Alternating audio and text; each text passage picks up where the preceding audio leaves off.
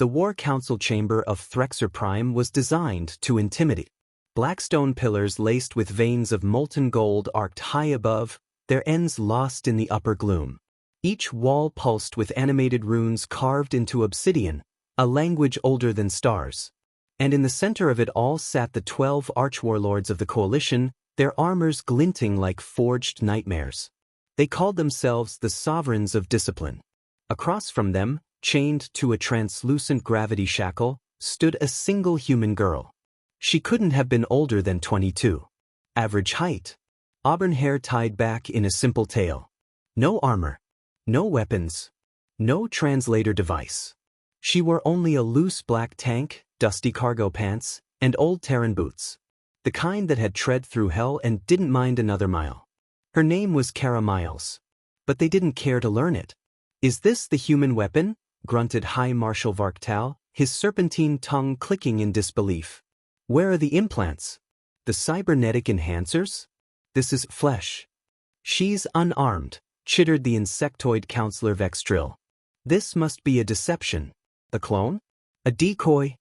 "She is neither," purred strategist Luthcan, a towering feline with eyes like glacial razors. "Our intelligence confirms. This is the operative responsible for the sabotage of Outpost 97, the theft of 3 Doomsday core fragments, and the destruction of the Mantix fleet at Vallis Nebula." "That human," someone snorted. Laughter began to ripple through the council, first amused, then uproarious. Kara stared straight ahead, silent. "We lost 14 warships." Varktal bellowed, trying to regain composure. "You expect me to believe this civilian is capable of that?" "She was captured disabling our planetary grid node," said Luthcan coldly. "Alone." Again, laughter. One of the warlords fell off his hover dais, clutching his stomach. Kara sighed. They weren't laughing because they didn't believe.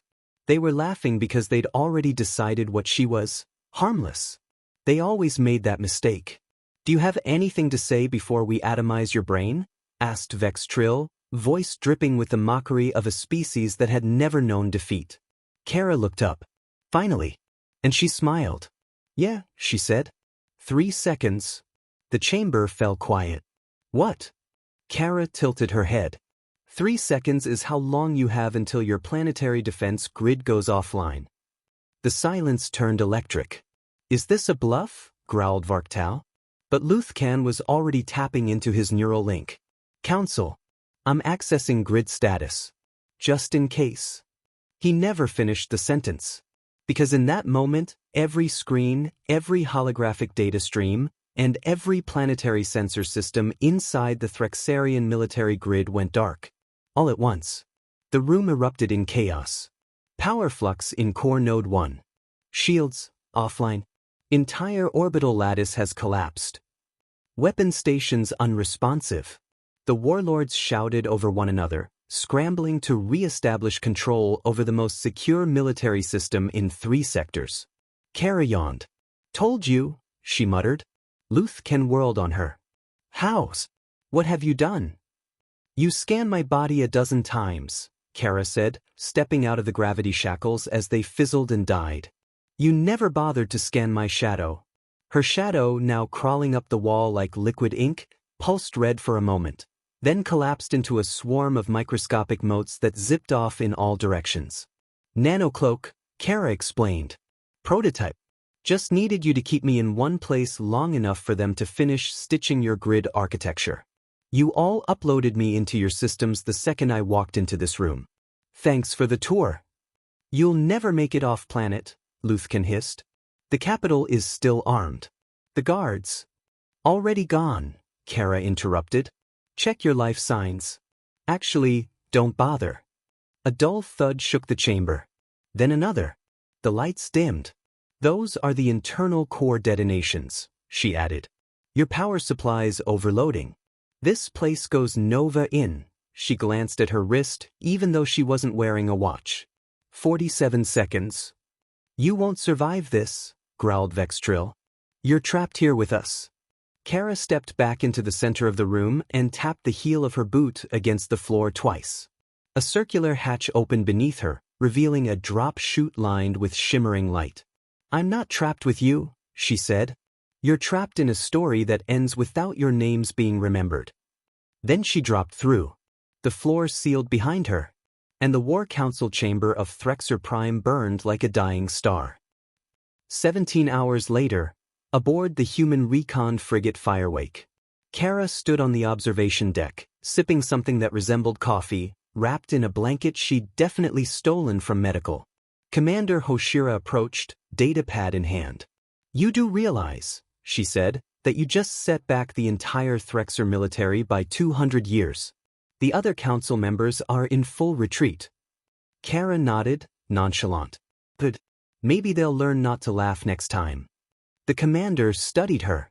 "You also crashed 3 stealth nanoclouds into a planetary network designed to detect black holes." Kara shrugged. "Had to make it fun." "You walked in unarmed." "I'm the weapon." Commander Hoshira exhaled, equal parts exasperated and awed. "What do I even write in the mission report?" Kara grinned. "Just say, she warned them." The ruins of Threxer Prime still glowed beneath the shattered night sky. From orbit, it looked like a cauterized wound, blackened continent-wide rings of melted metal where once the planetary defense grid had stood tall. Smoke trails from ruptured plasma towers curled into the upper atmosphere, swirling through the vacuum burn scars left by collapsing shield arrays. No comms. No defenses. No life. But there were survivors. And they were very, very angry. Fortress Arx Vectra, 6th moon of Threxer system. The holographic table buzzed to life with a skeletal hum. Around it gathered the last 6 surviving Threxer High Command officials, not council members. No, those had vaporized in the orbital pulse. These were war architects. The planners. The revengers. Codename, Kara Myles, hissed General Threxenvor, a 7-eyed brute with plasma scorch marks still peeling from his armor. Species, human. Classification, unacceptable. "No one has ever penetrated the planetary lattice before," growled Admiral Zrix in his low thunder voice. This wasn't sabotage. It was message. General Drac adjusted his armor core, letting his venom sacs refill. "It means the humans aren't just reckless anymore. They've started calculating." An uneasy silence settled over them. Then a voice crackled through the table. A single word. "Agreed." The lights dimmed. A new figure shimmered into the center of the hologram, cloaked in void light, face obscured by static. The others stood straighter. This wasn't a Threxarian. It was an outrider. "You have a proposal?" Threxen asked, cautious. The outrider's voice was hollow, processed through a dozen interlaced vocoders. "Not a proposal. A contract." Kara Myles embarrassed the sovereignty of your warlords. She crippled your grid. She made you look breakable. And we make her disappear. The generals exchanged glances. No one liked relying on outsiders. But after the disaster Kara left behind, pride was a luxury. Threxen leaned forward. "You'll need to find her first." The outrider chuckled. "She's already being watched." Meanwhile, human recon frigate Firewake. Orbital dock, Earth Lunar Station.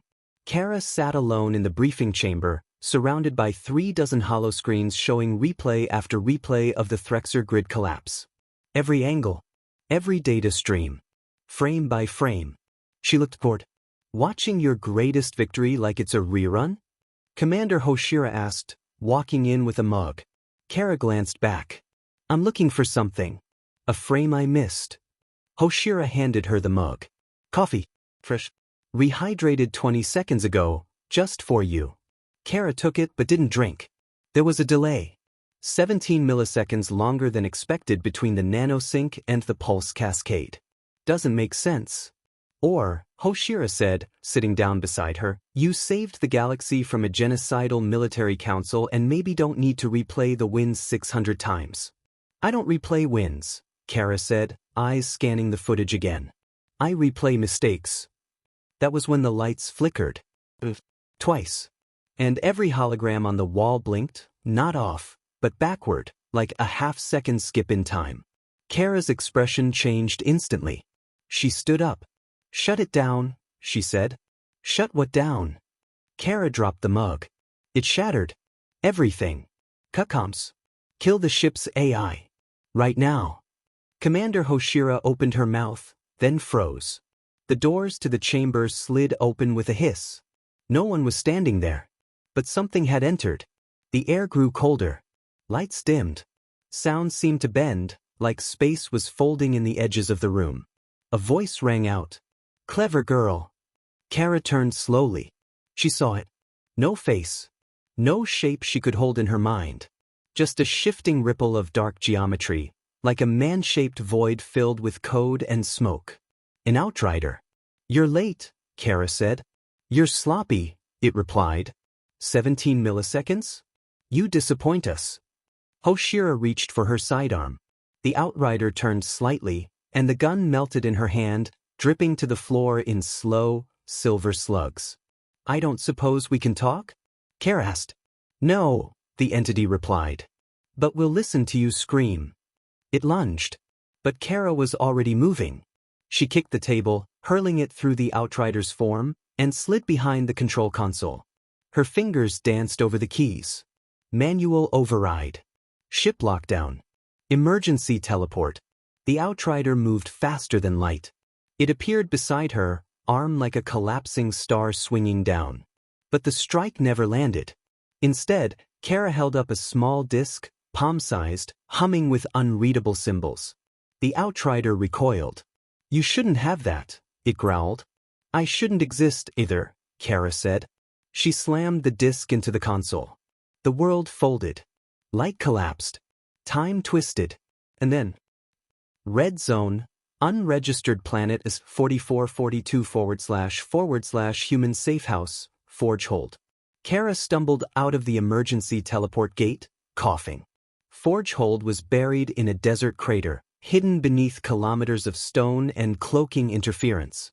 One of the last places in the galaxy still off the grid. Behind her, the gate crackled, then exploded in a burst of dark light.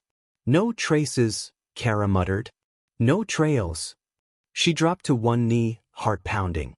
They knew. Somehow they knew. The Threxer hadn't just hired bounty hunters. They'd called in monsters. Fortress Arx Vectra, later. The Outriders stood before the generals, seething. She escaped. Threxenvur's fist slammed onto the table. You promised silence. She had the mark of R, the Outrider hissed. Something your species buried 1,000 years ago in a war you lost and erased from record. You're saying she activated a relic we sealed before we had spaceflight? Yes. The room fell into stunned quiet. She knows more than she should. She's more than we expected. The Outrider turned. We don't just need to stop her. We need to find out who made her. Elsewhere, hidden archive, Deep Mars. A hooded figure moved through the rows of relics, stopping at a sealed vault labeled only 07. He touched the surface gently. Inside, long-forgotten machines stirred. The screen blinked. Query received. Reactivating human legacy program. Subject, Myles. Status, awake. Project, origin fall. The room was silent, save for the soft hum of systems booting up after centuries of slumber. In the depths of Mars, buried beneath layers of red iron and classified memory, Vault 07 had finally awakened. Dust curled in the air. Old lights blinked on one by one, illuminating a chamber filled with smooth obsidian slabs etched with Terran runes so old they predated modern language. Floating in the center of the room was a crystalline cylinder, pulsing faintly blue. Inside it, the blueprints of a ghost. Subject Myles, genetic signature verified. Initiating Phase 2 of Origin Fall Protocol. Meanwhile, Forge hold, desert planet 4442. Kara hadn't slept. Her boots crunched across the dusty metal floor of the Forge hold base as she walked into the weapons chamber. Shelves lined with experimental gear hummed quietly. She ignored most of it. She knew what she came for. Her hand hovered over a rack marked Class X untested. She grabbed a black case, twisted the biometric lock, and opened it. Inside was a wristband. Not a weapon. Not exactly. It was ancient. Carbon dated to pre-expansion Earth. Human. Forgotten. But built for war. She strapped it on. The wristband lit up and began whispering in old code, its voice vibrating into her bones. Protocol re-engaged. Welcome back, Architect Zero. Kara froze. She hadn't heard that title in years. She wasn't just some rogue. Not just a Terran op. Not just the girl who'd crashed a planetary grid for laughs. She was part of something older. And it was waking up. Human Command High Orbit, Lagrange Relay Array. Commander Hoshira stared at the classified transmission feed blinking on her screen. Access restricted, Level 9C urgent. Subject, Project Origin Fall reactivation detected.